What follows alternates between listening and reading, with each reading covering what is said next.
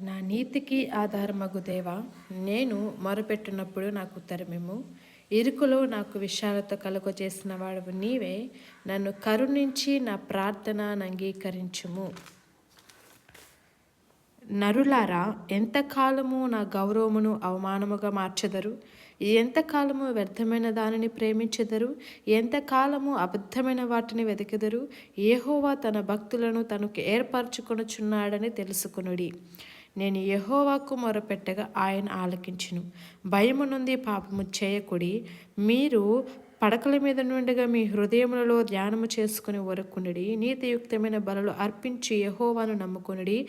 మీకు మేలు చూపువాడెవడని పలుకువారు అనేకులు. యెహోవా నీ సన్నిధి కాంతి మా మీద ప్రకాశింపచేయము. వారి ధాన్య ద్రాక్షారసములు విస్తరించిన నాటి సంతోషము కంటే అధికమైన సంతోషము నీవు నా హృదయములో పుట్టించితివి.